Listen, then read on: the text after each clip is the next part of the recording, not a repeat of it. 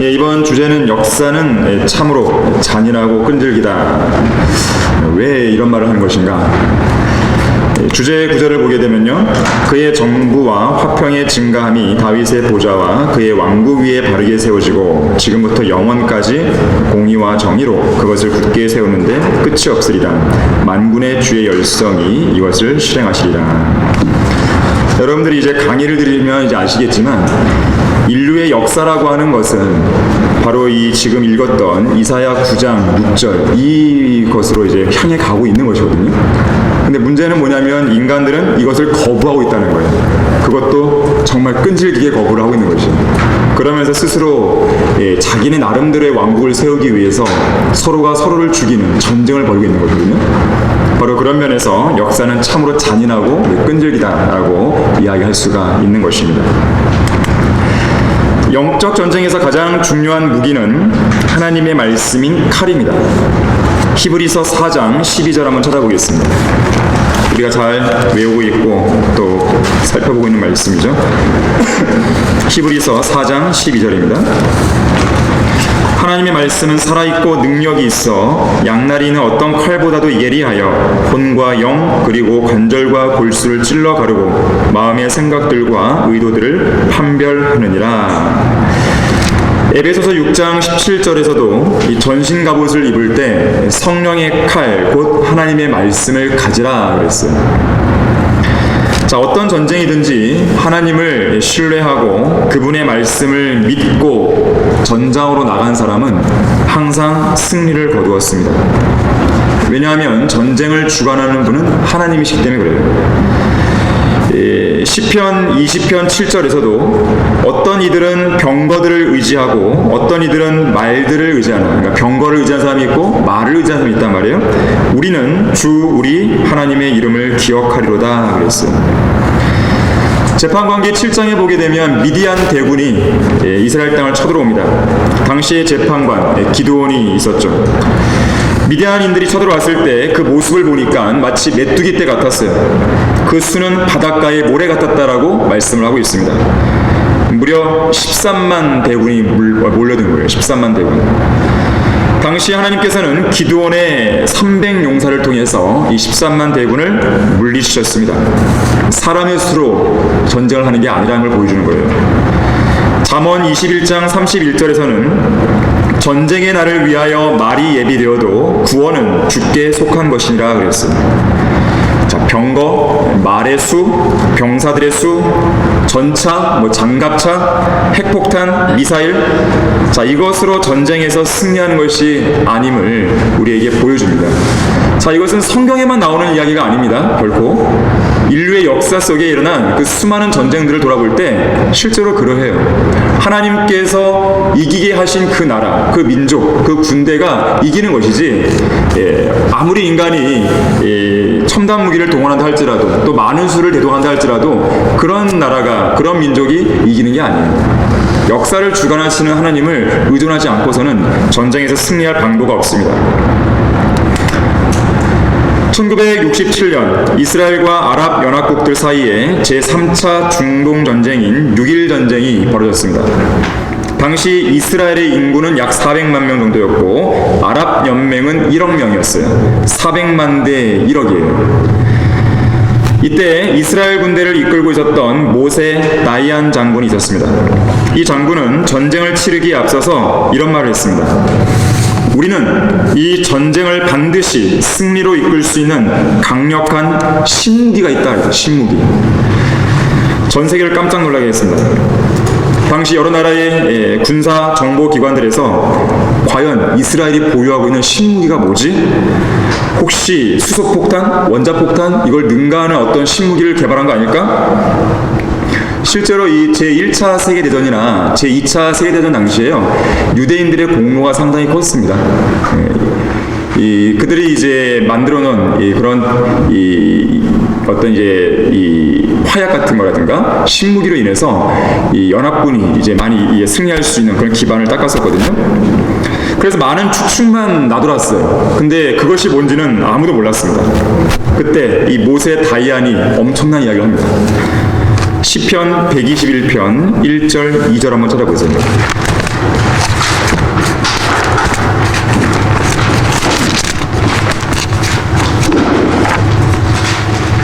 시편 121편 1절 2절을 보시게 되면 내가 나의 도움이 오는 산들을 향하여 내 눈을 들어 올리리니 나의 도움이 하늘과 땅을 지으신 주께로부터 오는도다. 우리가 의지하는 힘무기는 이건가라고 했어요. 사람들이 다 깜짝 놀랐죠. 결국 이 전쟁은 이 세계 전쟁사에서 길이 남을 위대한 업적을 남기면서 6일 만에 이스라엘의 승리로 끝났습니다. 여러분이 지난 시간에 봤었죠? 자, 전쟁은 결코 숫자로 하는 게 아니에요. 영적 전쟁은 더더욱 그렇습니다. 밥존스 시니어 목사님은 이렇게 말했어요. 하나님과 함께하는 사람이 다수다. 혼자 있다고 해서 혼자가 아니고 그 혼자가 하나님과 함께 있으면 다수라는 것이에요. 사람들이 많이 모여 있는 것이 능사가 아닙니다. 하나님의 말씀을 온전히 신뢰하는 믿음을 가진 그 한 성도가 주님과 동행하고 있다면 그 사람이 곧 다수인 거예요. 그래서 이 시대에 이 땅에 성경대로 믿는 그리스도인들이 500명, 많으면 600명 이렇게 있다고 하는데, 지금 이 1000만 명 정도, 860만에 1000만 명 정도의 이 일반 제독교회 그 교인들을 통해서 우리는 싸우고 있는 것이란 말이에요. 한 사람이 일당 100, 일당 1000, 일당 만의 역할을 해야 됩니다. 자, 그러기 위해서는 우리가 진리의 식으로 무장을 해야 되는 것이에요. 그리스도의 군사가 성경을 모르면 절대로 이기는 싸움을 싸울 수 없어요. 성경은 누누이 강조하지만 이 인류의 역사책이라고 했죠. 현재, 과거, 미래의 역사를 다루는 인류의 역사책이에요. 자, 그런데 인류의 역사를 보게 되면 전쟁의 역사입니다. 전쟁의 역사예요. 인류가 오랜 세월 동안 지나온 길이었습니다. 옛말에도 그런 말 있잖아요. 주먹은 가깝고 겁은 멀다. 주먹이 멀리 나가는 것이죠. 그런 속담이 있을 정도로 죄인인 인간은 매우 호전적인 존재입니다. 그래서 성경은 전쟁이 인간 내부의 본성에서 나온다고 그래요. 자, 야고보서 4장 1절 한번 찾아보겠습니다. 야고보서 4장 1절입니다.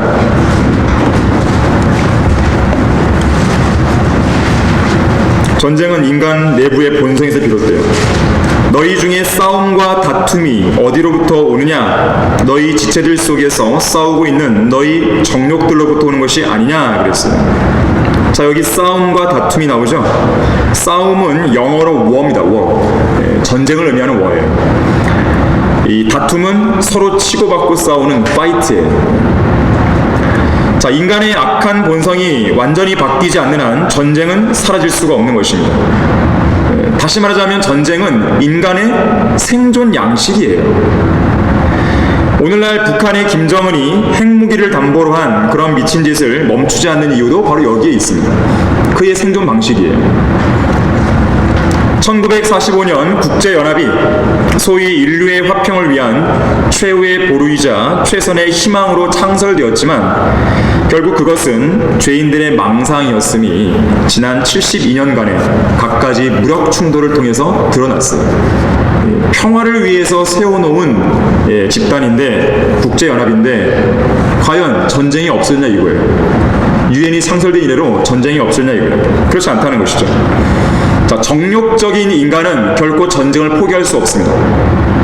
전쟁에 빌붙어서 기생할 수밖에 없는 존재가 바로 인간이에요. 그게 인간의 본성입니다. 자, 이처럼 인류의 역사가 전쟁의 역사라면 인류의 역사책인 성경 역시나 전쟁의 책일 수밖에 없어요.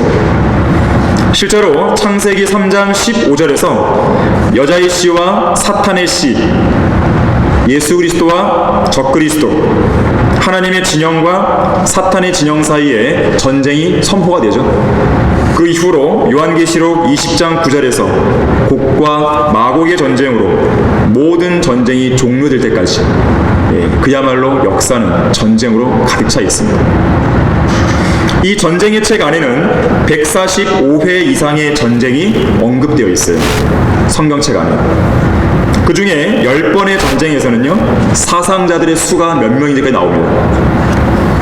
특히 여호수아부터 역대기하까지 총 9권의 책인데, 이 중에서 룻기를 제외하면 8권의 책이 다 전쟁 이야기예요. 누가 어디에서 어떻게 어떤 방법으로 죽였다, 이것이에요. 그래서 성경에 무지한 사람이 전쟁을 하겠다? 영적 전쟁을 싸우겠다? 그건 실로 무모한 짓입니다. 성경을 알아야 제대로 싸울 수가 있어요. 성경을 알아야 영적 전쟁에서 이기는 싸움을 싸울 수가 있어요. 기왕에 싸우려면 이겨야죠. 지려고 싸우는 사람이 어디 있겠어요? 지려고 운동 경기 합니까? 아니죠. 이기려고 하는 거 아니겠어요?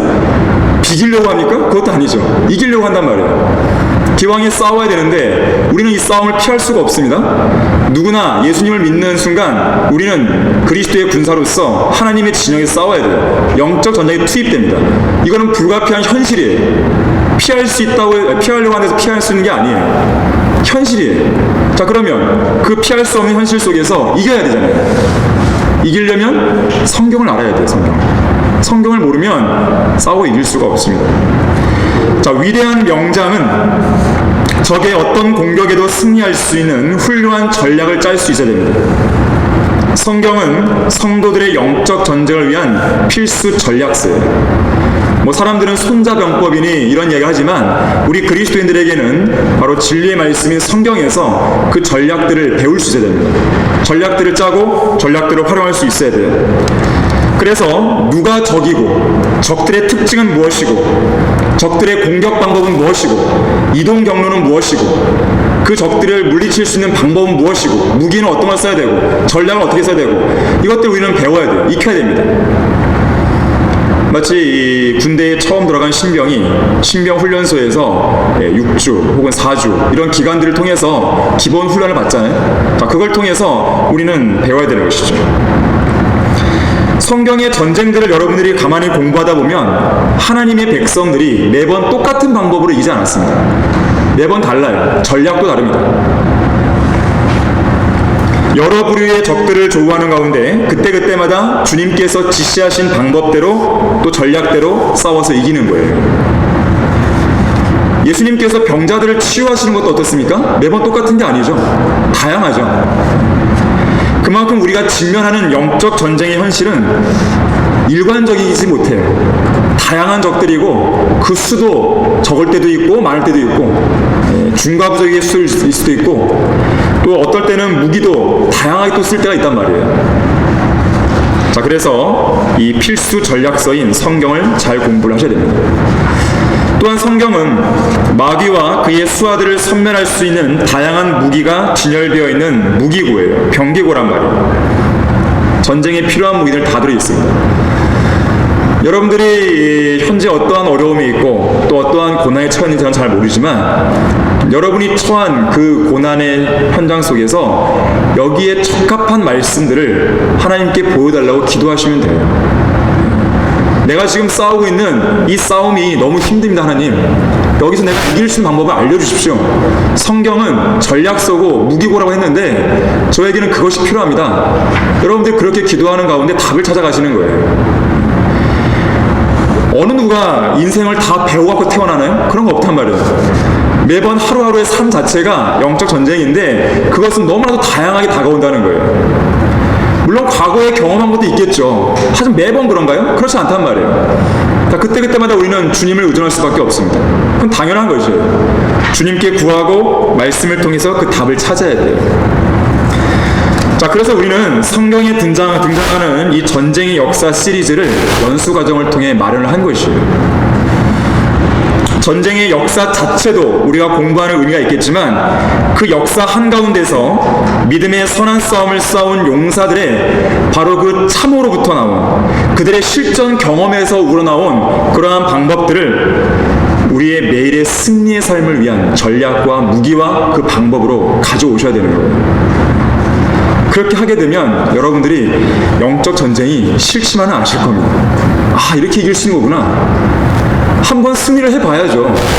우리가 주님 앞에 들어갈 때까지 매번 지고 패배하고 넘어지고 그것만 하다가 가실 겁니까?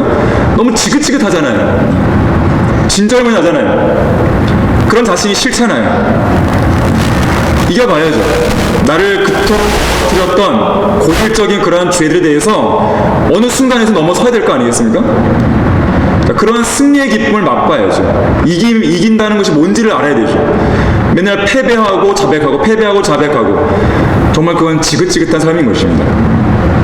물론 우리는 연약하기 때문에 그런 삶을 살겠죠. 그러나 하나님께서는 우리로 하여금 너는 그렇게 살아, 이것이 아니잖아요. 승리하는 삶을 약속하셨는데 그렇게 살아야 되죠. 자, 그러한 의미에서 우리는 이러한 전쟁들을 배워주는 것이 상당히 의미가 있습니다. 자, 교재 79페이지를 보시면 역사는 참으로 질기고 잔인하다 그랬어요. 자, 이 말은 누가 했냐면 러커함 목사님이 하신 말입니다. 성경을 160회 이상 숙독하고 24,800권 이상의 책들을 두루 섭렵한 피터 러커함 목사님이 인류의 역사에 관해 내린 총평이에요. 흔히들 이런 질문을 하죠. 인류는 왜 존재하나? 인생의 의미는 무엇인가? 인생에서 가장 중요한 것은 무엇인가? 인간은 죽으면 어디로 가는가? 지구의 미래 운명 어떻게 될 것인가? 정말로 세상에 종말이 있긴 한 것인가? 이런 인생의 의미와 인류의 운명에 관한 질문들을 사람들은 던지게 됩니다. 자, 그런데 이러한 질문들은 역사가 시작되면서 생겨났다는 것을 아셔야 돼요.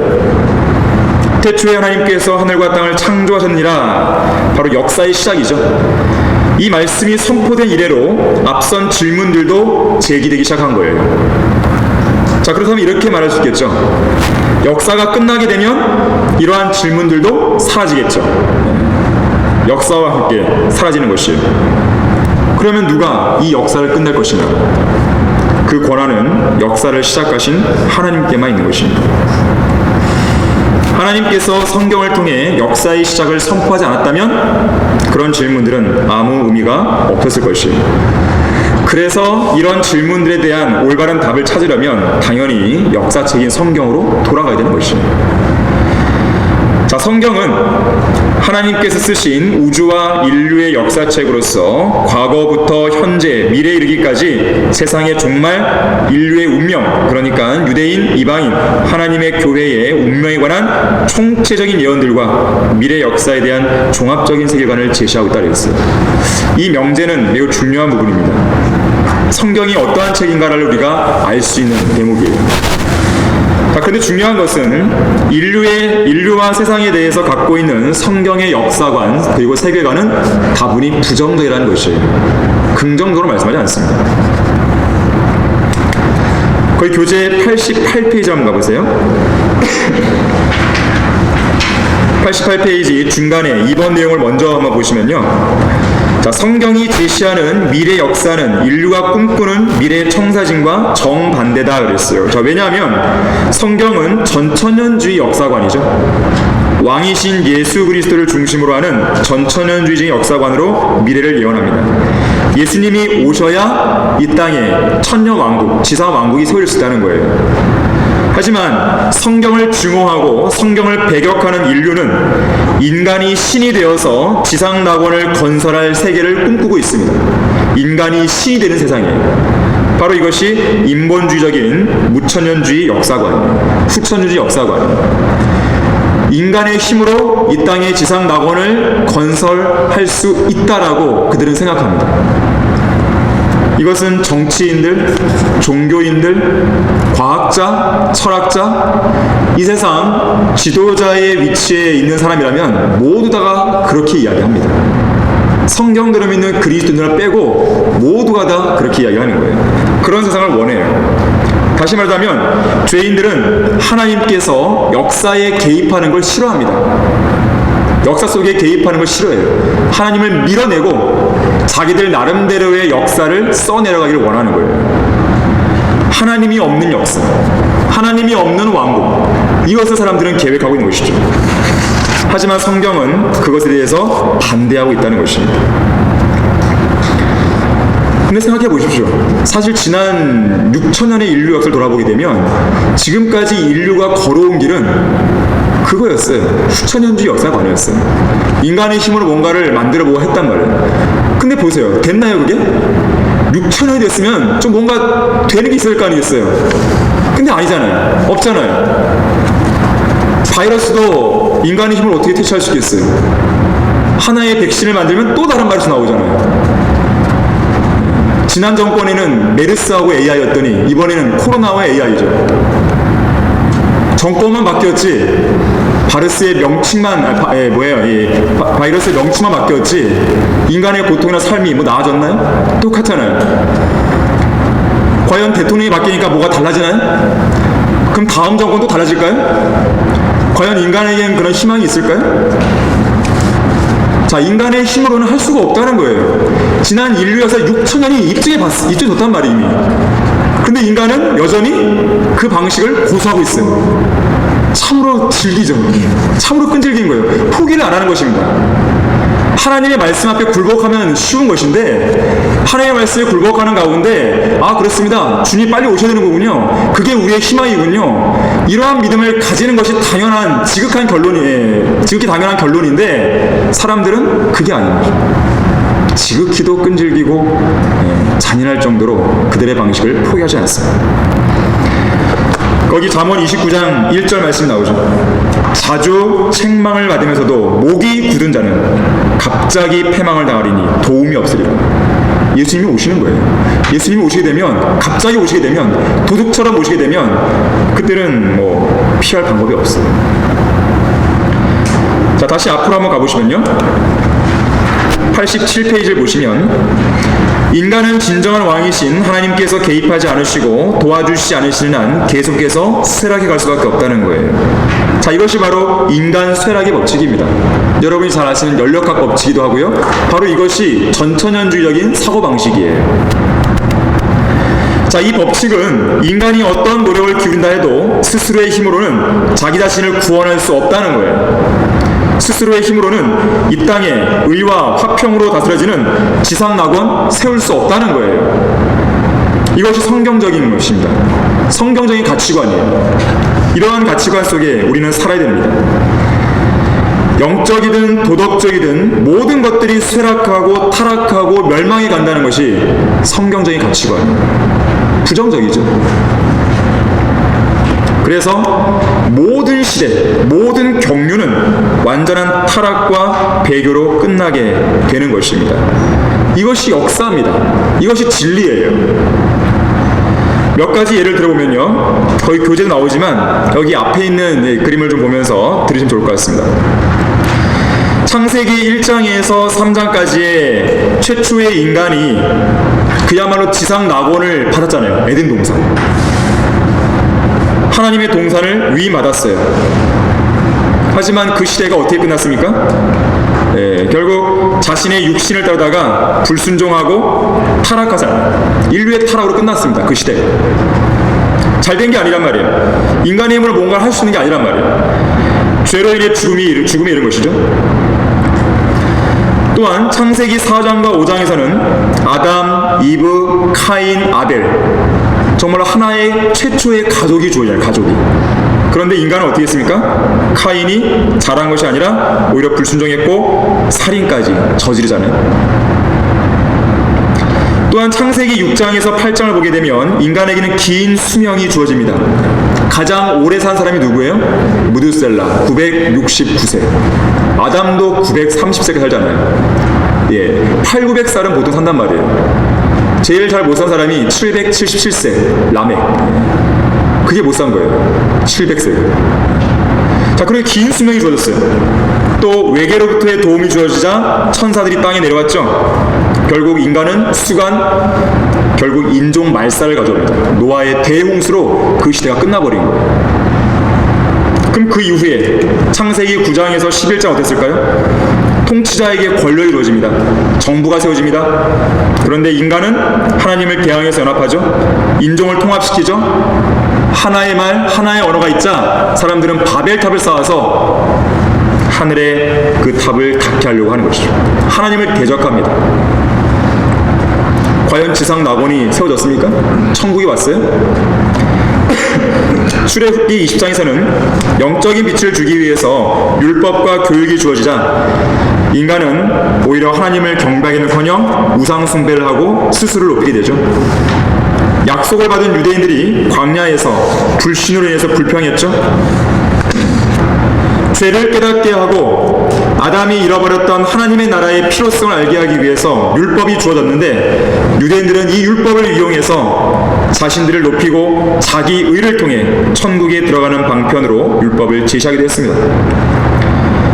심지어 여러 명의 종교 지도자들이 있었지만 그럼에도 불구하고 결국 이 시대는 어떻게 끝납니까? 예수님을 십자가에 못 박아버린 거죠. 그럼 교회 시대는 잘 된 것이냐? 과연 그런가요? 많은 신신한 목사들이 주어지긴 했어도 1900년간의 은혜의 기간이 주어졌어도 결국 이 시대는 완전한 배교와 사탄이 육화한 존재인 적그리스도를 맞아야 되는 것이죠. 더 나아가서는 2억 이상의 사람들을 몰살시키는 대환란 끝에 있을 아마겟돈 전쟁을 맞아야 되는 것입니다. 마지막으로 재림 때에 세계적인 승리가 주어져서 사탄이 없는 천년 왕국이 주어집니다. 하지만 그 시대도 어떻습니까? 결국에는 끝에 가서 곡과 마곡의 전쟁으로 끝나죠. 자, 결과적으로는 인류 역사가 총 7,000년인데 매 시대마다 배교, 타락, 반역 이걸로 끝나는 거예요. 인간은 무엇인가? 인간의 힘으로 과연 무언가를 할 수 있는 것인가? 과연 인간 스스로를 구원할 수 있고 왕국을 세울 수 있는 것인가? 그것이 아니라는 것을 성경을 통해 보여주고 있는 것입니다. 인류의 역사를 통해 그것이 드러나고 있는 것이에요. 이것이 현실이에요. 이 현실을 인간은 직시하기 싫은 거예요. 그게 싫은 거예요. 그래서 계속해서 하나님을, 성경을 역사에서 바깥으로 밀어내려고 하는 것입니다. 자, 근데 밀어내면 밀어낼수록 인간에게 화평이 주어지고 의가 주어지는 것이 아니라 오히려 죄가 주어지고 타락이 주어지고 결국 멸망하게 되는 것이죠. 언젠가 러크만 목사님이 이 미시간 주립대학에서 인간학 강자의 강사 중 한 명으로 초청을 받아서 강의한 적이 있었습니다. 우리 그 20세기 순회설교자의 회고록에 나오는 내용이에요. 이 강사들 중에는요, 불교의 중도 있었고 카톨릭 사제, 뉴에이지 운동가도 포함되어 있었습니다. 그런데 한 중년의 감리교도 여성 교수가 근본주의 목사들 중에서도 강사로 초청해야 되지 않겠느냐 제안을 했어요. 그래서 러크만 목사님이 뽑히게 되었다고 합니다. 그래서 목사님은 그날 강의를 하기 위해서 이 대학교로 가게 됐습니다. 당시에 대학교에 들어가서 그 교실 문화에 딱 들어갔을 때의 분위기를 러크만 목사님이 이렇게 표현합니다. 간음자, 거짓말쟁이, 공산주의자, 사회주의자, 환경론자, 매춘부, 성도착자, 마약 중독자, 멍청이들이 우글우글한 정글로라는 들어갔다라고 묘사했습니다. 그리고 인간학 강좌를 맡고 있는 이 교수는 수염을 기른 히피였는데 입에 시가를 꼬나문 채 교탁 위에 다리를 꼬고 앉아있었다 그랬어요.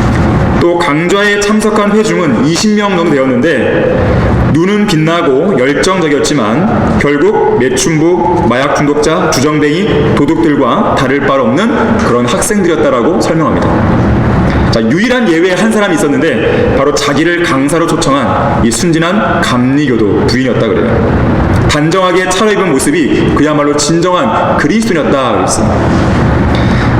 자, 이 시간이 돼서요, 인간학 강좌 교수는 러크만 목사님을 마지못해서 소개를 합니다. 그리고 강단을 내어줬어요. 러크만 목사님의 위트 있는 설명에 따르면 자기에게 강단을 내준 것은 그의 큰 실수였다라고 그랬어요. 그리고 러크만 목사님은 칠판에다가 분필로 3개의 도표를 쭉 그립니다. 일련의 선들과 그림을 그려가면서 세상 대학에서 가르치는 인간의 기원과 미래라고 설명을 했어요. 첫 번째 도표는 다윈, 헤겔, 헉슬리가 가르쳤던 인간학에 대한 내용이고요. 두 번째 도표는 홉킨스와 골드스미스가 가르친 것이었어요. 세 번째 도표는 아인슈타인, 샤르트르가 인류의 기원과 미래에 대해서 가르친 내용들을 선과 그림으로 표시했어요. 그리고는 마지막으로 4번째 도표를 그렸는데 바로 클라리스 라킨의 세례적 진리에 나오는 전천년주의 도표였습니다. 그런 다음 이렇게 묻습니다. 질문 있습니까? 그랬더니 놀랍게도 그 강좌에 참석한 학생들은요, 처음에 그렸던 3개의 도표에 대해서는 전혀 질문 안 했고 이 마지막에 그린 클라리스 라킨의 이 전천년주의적인 이 도표에 대해서 관심을 표명합니다. 그리고 질문을 계속해서 퍼부어대요. 이건 뭐고 저건 뭐냐고. 이 수업이 끝나는 종이 울렸는데도 사람들은 강의실을 떠나려 하지 않았고요. 그 다음 시간에 수업을 받는 학생들이 들어올 때까지도 머물러 있었습니다. 그리고 그 이후로도 2시간 동안 질문과 답변이 이어졌다 그래요. 이 전천연 유도표, 이 도표는 인간 쇠락의 법칙을 보여주는 성경적인 원리를 보여주는 아주 중요한 도표였어요. 이 도표에서 가장 중요한 건 뭐냐면 이 앞에 있었던 3개의 도표는 다 위로 올라가요. 위로 15도 상향 곡선이 굴러서 위로 올라가요. 그러니까 인간의 힘으로 뭔가를 이룰 수 있다는 표시였어요. 하지만 이 도표는 계속 내려가요. 하향 곡선. 그 반대를 보여주죠. 계속 실패. 오직 천년왕국 때만 잠깐 올라가는 이 상황만 나오는 것이죠. 그래서 학생들은 묻습니다. 저기 있는 직선은 뭡니까? 그건 뭘 의미합니까? 저기에는 노아라는 말이 써 있는데 노아는 누굽니까? 실로 위에 별이라고 쓴 건 무엇이죠? 왜 당신은 7시기로 시대를 구분했죠? 저기 천년왕국을 표시하는 거기 보좌가 하나 있는데 이 보좌는 누구를 위해 있는 거죠? 교회 시대는 뭐죠? 천년왕국은 뭐죠? 그 화살표가 7년 마지막 끝에 있는데 그건 무슨 의미죠? 이런 등등의 질문들을 계속 쏟아내는 것이에요. 다 답변을 해준 것이죠. 그리고 질문과 답변이 거의 마무리될 무렵에 럭커 목사님이 이제 마무리를 해야 되니까 이들에게 하나님의 구원 계획을 어떻게 설명할까라고 머릿속으로 잠깐 생각하던 중에 자기를 초청했던 이 감리교도 부인이 갑자기 손을 들고 이렇게 말합니다. 강사님께서 정말로 말하고 싶은 것은 하나님의 아들 예수 그리스도의 피가 우리를 모든 죄에서 깨끗하게 한다는 것 아닌가요? 그래야지만 희망이 있다는 거 아닌가요? 럭커 목사님은 그때 상황을 가슴이 확 뛰었다 그랬어요. 네, 바로 그겁니다. 그럼. 자, 우리는 역사를 직면해야 됩니다. 현실을 직면해야 돼요. 현실을 직시하는 걸 두려워해서는 안 됩니다. 현실을 직시하는 순간 우리가 알게 된 건 뭐냐면 인간 스스로의 입으로는 희망이 없다는 거예요. 희망이 없어요. 할 수가 없습니다. 아무리 어떤 과학적인 발전, 철학적인 발전, 사상의 발전을 이룩했다 할지라도 인간의 힘으로는 멸망해가는 이 세상을 막을 수가 없어요. 그건 불가능한 일이에요. 지옥에서 영원히 고통받는 그런 운명을 바꿀 수가 없는 것이죠. 예수 그리스도만이 유일한 희망이라는 것을 알게 되는 거예요. 근데 사람들은 그게 싫은 거예요. 현실을 직시하는 순간 결국 예수님을 인정할 수밖에 없는 그 위치로 가기가 싫은 거예요. 왜냐하면 예수를 믿는 순간 내가 하고 싶은 죄를 지을 수가 없거든요. 술도 못 마시죠? 담배도 못 피죠? 정욕대로 못 살죠? 그게 싫은 거예요. 나는 좀 적당히 종교생활을 하면서 즐기고 싶은데 그걸 못하니까 계속해서 밀어내는 것입니다.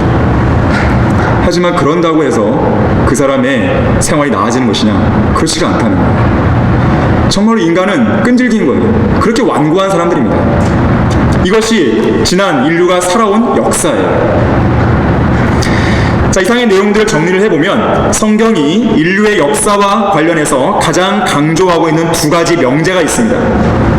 첫 번째, 인류의 연합과 세계 평화를 추구하는 인간의 모든 노력들은 지금까지 그래왔듯이 지금까지 그래온 거예요. 이렇게 안 해본 게 아닙니다. 계속 그래왔어요. 근데 결국 무산된다는 것이죠. 악인은 손을 잡을지라도 벌을 면치 못할 것이나 의로운 자는 구원을 받으리라.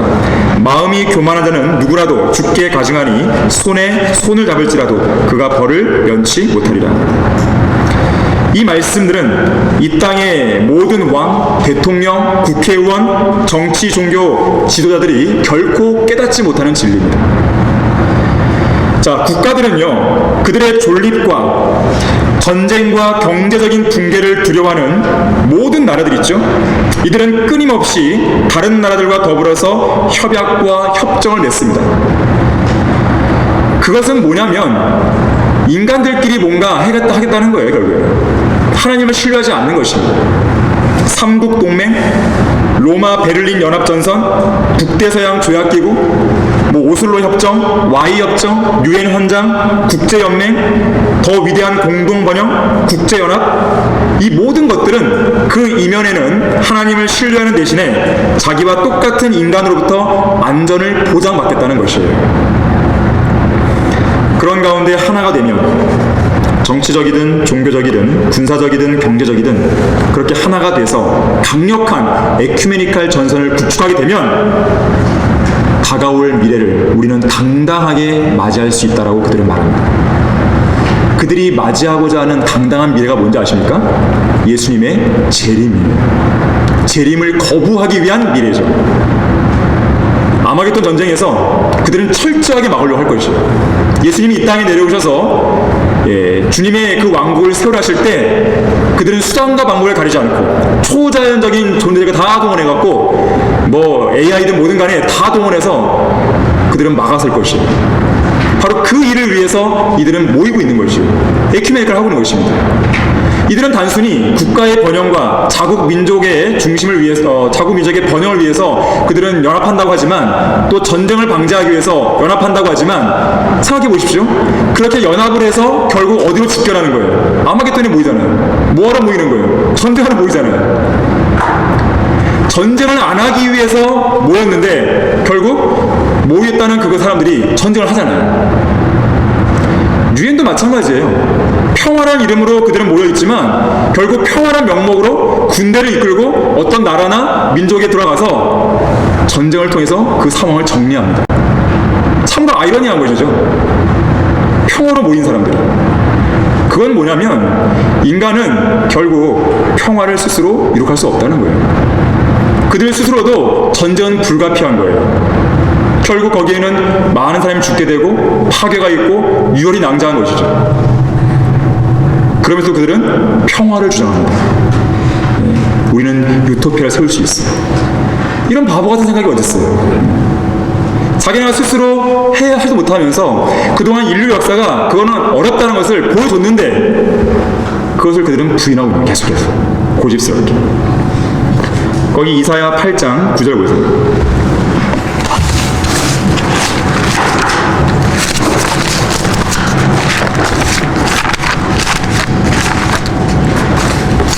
이사야 8장 9절 보시게 되면 오 너희 백성들아 단결하라. 그래도 너희가 산산이 부서지리라. 너희 먼 나라들의 모든 사람아. 자, 동방에서 유엔의 2억의 군대가 멀리 오죠. 아마겟돈까지.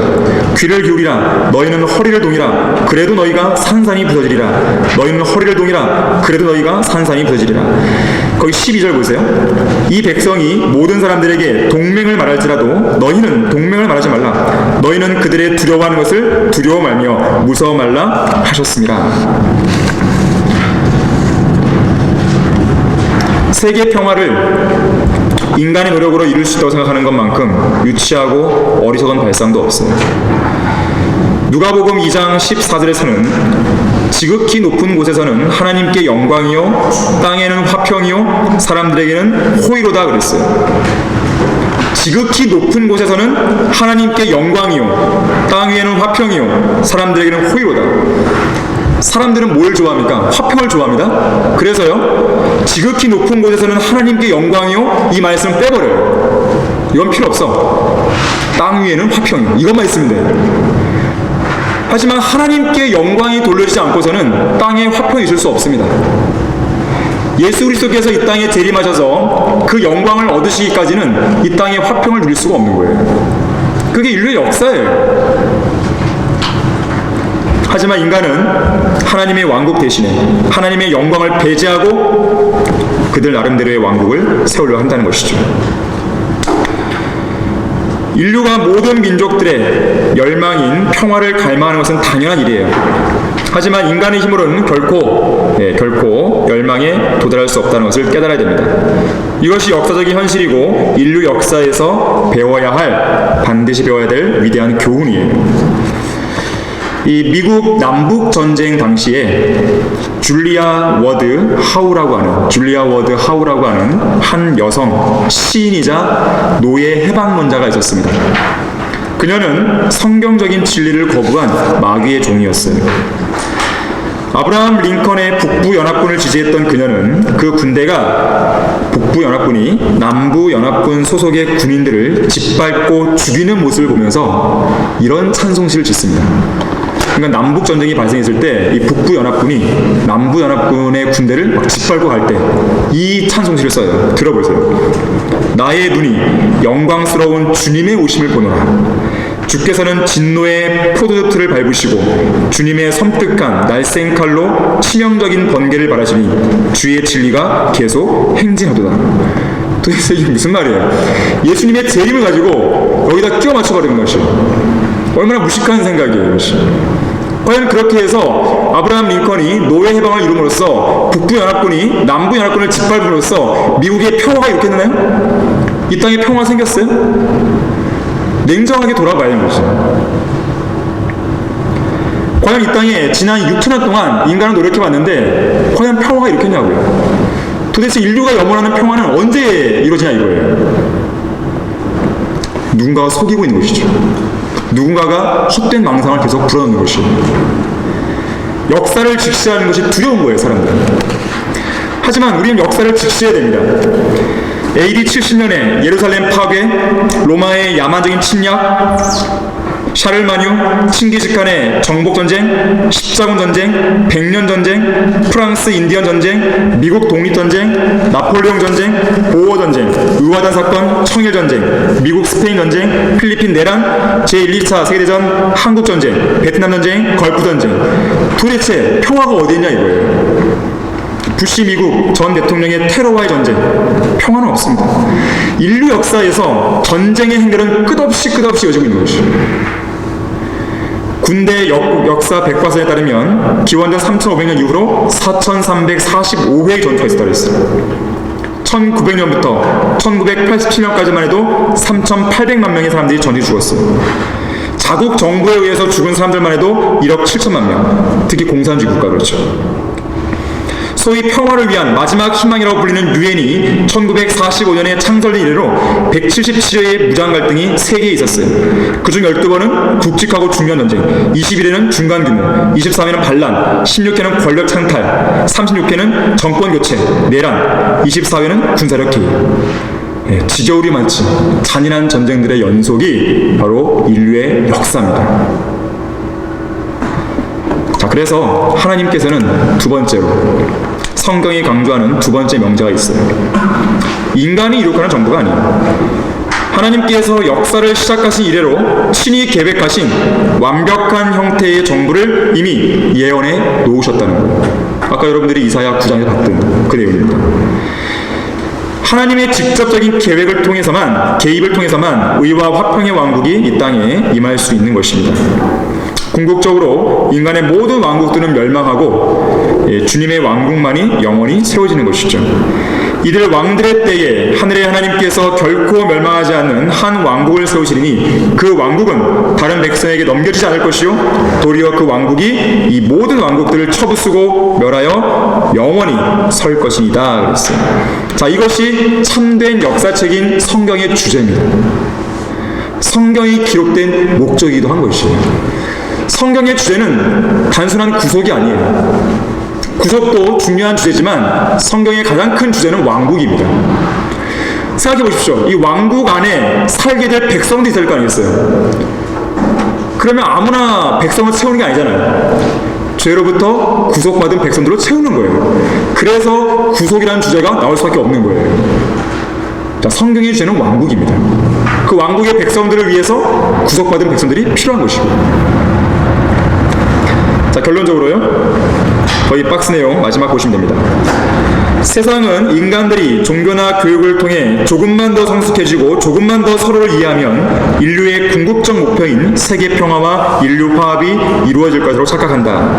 지난 6천년 동안 성숙해왔으면 충분히 성숙한 건 아닌가? 도대체 얼마나 오랜 세월이 더 지나야 그들이 원하는 수준의 성숙에 도달할 수 있단 말인가? 그들은 구원이 없는 교육과 종교 또는 바른 성경이 없는 교육과 종교는 저주란 사실을 간과하고 있다. 도대체 언제까지 인간의 교육, 과학, 종교, 철학 등의 한계를 인정하지 않을 셈인가? 지금까지 인류연합과 세계 평화를 이루기 위한 인간의 계획과 노력들 중에서 영속하는 성공을 이룬 것이 과연 있었는가? 오히려 그 모든 것들은 뭐예요? 전쟁, 폭동, 혁명, 내전, 감옥, 정신병동, 법적 소송, 국가부채, 그리고 썩은 시체들로 귀결되었을 뿐이에요. 자, 미리 기록된 역사책인 성경에 의하면 앞으로 가장 큰 두 번의 전쟁이 일어날 것인데 그 전쟁들을 막기 위해서 인간이 할 수 있는 것은 아무것도 없다는 것입니다. 인류의 역사는 참으로 질기고 잔인합니다. 자기들의 방식을 끝까지 고수하니까 즐긴 거예요. 그러면서도 전쟁으로 뭔가를 평화를 이룩하려고 하기 때문에 잔인한 것입니다. 자, 주된 원인은 뭘까요? 교훈을 안 배우기 때문에 그런 거예요. 하나님께서 쓰신 인류의 역사책인 성경이 무엇이라고 말씀하는지 귀를 기울여야 됩니다. 하나님께서 계획하신 왕국의 도래를 기다려야 되는 것이죠. 인간의 방식을 버리고 하나님의 방식을 따라야 되는 것이죠. 자, 가장 중요한 결론은 주님의 방식은 단 한 번도 실패한 적이 없어요.